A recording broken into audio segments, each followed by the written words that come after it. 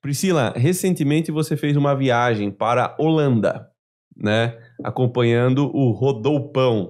Rodolpão. Beijo, Rodolpão. Rodolpão. É Rodolfo, ele trabalha com pão, aí eu chamo ele de Rodoupão. É um pãozinho. Ele é gente boa, ele gravou um podcast com a gente aqui sobre plano de negócio. E você percebeu muitas diferenças construtivas, principalmente na sua área de impermeabilização com relação aqui? Muito, eu fiquei doida. Acho que o Rodolfo também, porque ele queria passear, eu queria ficar vendo obra.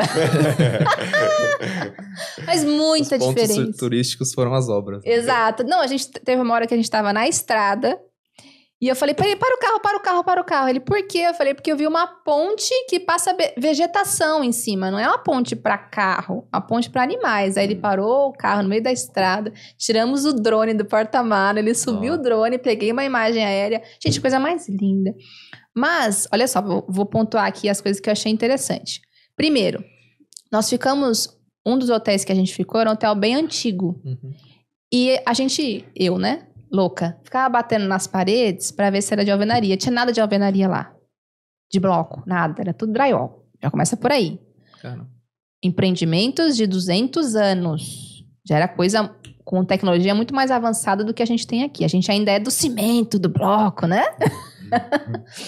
Segundo, na Holanda, eles são especialistas em diques de contenção. Porque... muitas obras, muitos empreendimentos foram construídos abaixo do nível do mar lá. Então, eles precisaram investir muito em tecnologia para barrar para conter, né, toda essa pressão hidrostática. Então, tem muita obra abaixo do nível do mar. Eu vi prédios de 500 anos. E como que eu sei? Na fachada eles colocam 1900 e eles vão colocando 1600, eles vão colocando a idade de quando aquele prédio foi construído. E tá lá, gente, intacto, embaixo da água, principalmente em Amsterdã, que é totalmente submerso, né? Tem prédios totalmente submerso mesmo, a fundação, os primeiros andares. Eu fiquei doida caçando o que eles faziam para impermeabilizar, para trazer expertise para cá. Tô pesquisando ainda, depois eu conto com mais propriedade. Então, também tem a pegada de redução de emissão de gás carbônico, eles se preocupam muito com isso. Inclusive os carros, tem uma lei que eles criaram, que até 2030, todos os carros terão que obrigatoriamente ser elétricos. Eles se preocupam bastante com a emissão de gás carbônico.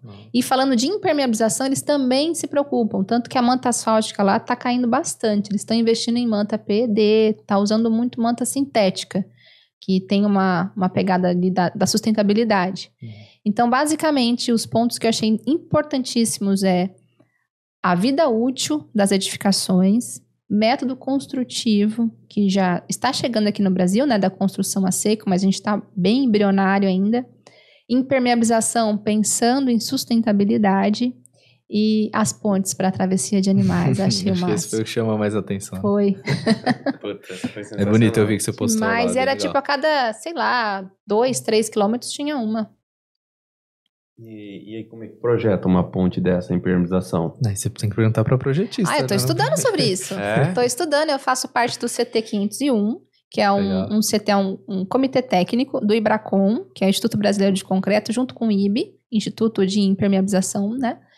Junto com alguns profissionais da área, a gente está desenvolvendo um guia de estanqueidade das estruturas. E eu estou discorrendo o texto sobre obras de artes especiais, que é pontes e viadutos.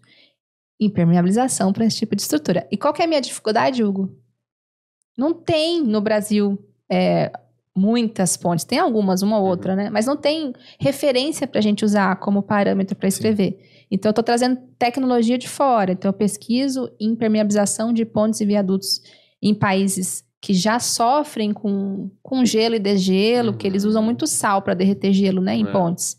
E o sal ataca, o cloreto ataca a ferragem. Então, impermeabilizar pontes e viadutos em países que têm gelo é uma realidade há muitos anos. Então, eu estou pegando essas tecnologias, trazendo para o comitê, normas internacionais também trazendo para o comitê. A gente está tropicalizando isso para transcrever para esse guia.